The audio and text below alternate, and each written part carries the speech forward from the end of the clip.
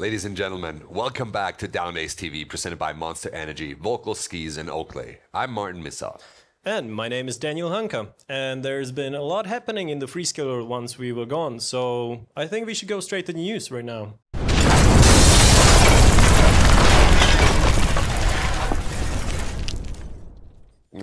The X Games, everyone's favorite made-for-TV action sports bonanza. The biggest news from X Games this year, definitely Megan Oldham's triple cork 1440 in big air. She stomped it clean on her third try, becoming the first female ever in freeskiing to land the triple in competition. Way to go, Megan. On the men's side, Mac Forehand won the big air with a switch triple 1800 Japan and a forward double 2160 stale. No doubt, that was some insane skiing, but I don't know, like if wrapping your arm around your ski counts as grabbing nowadays, so maybe in my opinion should have, like the gold medal maybe should have gone to Teal, but you know, not hating, just saying. Now finally shout out also to A-Hole for keeping it real and not really spinning to win, what he could have done. And also shout out to Jesper Teder, who finally was recognized at the Knucklehuck, and after decades of trying he finally got the gold medal. In men's superpipe, David Wise won gold again, 11 years after he won his first X Games gold in the pipe. That makes 5 gold medals for him now. Let's take a look at his run real quick. The switch right 9. That switch left double 10. The massive right side 9 tail into a left side double cork 1260 mute. And then to finish things off, the right side double cork 1260 mute. And now, let's take it back 9 years to his run from 2014. Here we go. Dropping in switch. There's the switch right side cork 900. And the switch left double 10. Into the right side double cork 1260 mute. Into the left side double cork 1260 mute, and whoa, what's coming in? Alley-oop, there you go. Well, not much has changed in the world of half-pipe skiing in the last couple of years, so we're hoping for some progression in the next. I think his ski graphic and the X Games graphics has changed. At least something. Big progress. And after a long break of 4 years, Play Streets has finally returned to the streets of Bad Gastein. This is one of the wildest slopestyle events because it's made of pure ice and it's just like a course in between, like a town, like hotels and everything. And this course has been won by Jesper Teder, of course, because it almost feels like it has been designed by this. Like, let's check out the run a little bit. How crazy is that? Would you ski down this? Well, I used to compete in the first 2 Play Streets myself, and it was one of the scariest things ever. But as you see here, and as you told, everything's so narrow, super tricky, and they included a trampoline this year. Oh yeah, like I remember I've been competing and it feels like it was last year, but it turns out it's already 4 years ago, so we're getting old, man. And now check out this last rail, Dan. 450 in, you've been there, it's ridiculous. The death factor on this rail is quite insane, I have to say. And what really stands out for me was Jesper's backflip out of the wall ride. That was probably counted as a best trick, right? That was during the best trick session, and look at this. It's 9 meters from the top to the bottom. Absolutely ridiculous. Like, he was surprised that he stomped that. Like, that's not really too common that Jesper's surprised about landing his tricks. Also, what was probably the highlight for me was Nick Gepper, who was actually ending his professional career in there. And he made a save of his life probably because he wanted to actually jib the handrail on the wall ride. So that was probably like maybe 12 meters.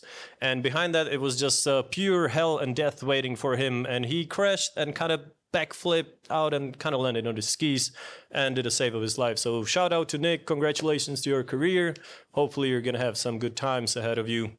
The FIS Freestyle World Championships went down in Georgia, Bakuriani to be precise. It was windy as hell for the Big Eye contest, and it went off in a big way. Troy Potmilsack landing the forward triple cork 2160 mute, and nobody saw it coming. Not even myself. I was there, and I went with what the judges said.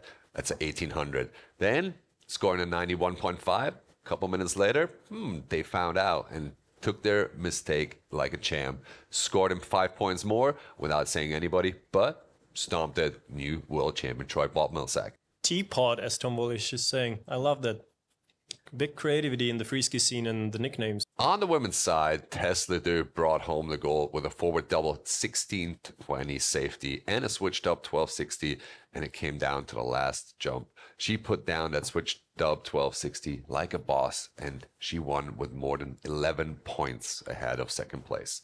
Absolutely ridiculous. Big shout out to Tesla there. And that's actually the point, because she didn't even need to do the switch 12, am I right? Exactly. She's just a pure boss.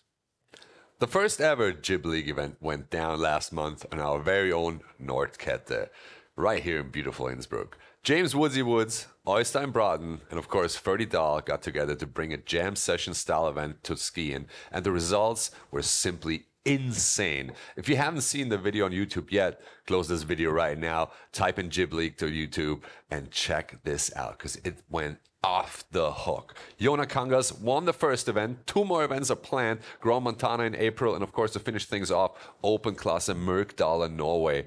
And let me tell you, Dan, definitely gonna watch that. The video is so good that I even think that it should not be on YouTube but on Pornhub, because it's just way too good. I mean, we just seen Hugo Borvald topless skiing. Oh yeah, you see, 4 in, Pretz 4 out, like it's nothing. Yeah, definitely one of the most creative skiing, and like it definitely brings such a joy to my heart to see such an event. So shout out to the boys for making this happen, and really enjoyable.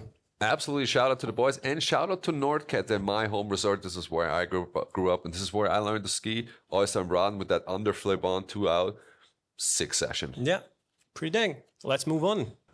Instead of a slope style, in this year's Dew Tour included a super street style. Colby Stevenson took the win, and it was really sick to see some other guys that you don't normally see in the competition throwing down.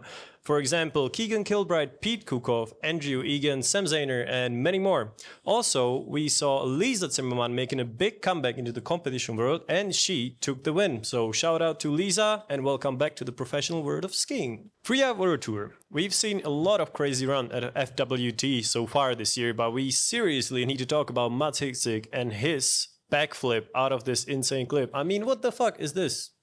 Dude, what is going through this kid's head? Sending it to the moon and stomping it so clean, like it's nothing. Check out that POV. Yeah, what the hell is he smoking? I'm pretty curious about that.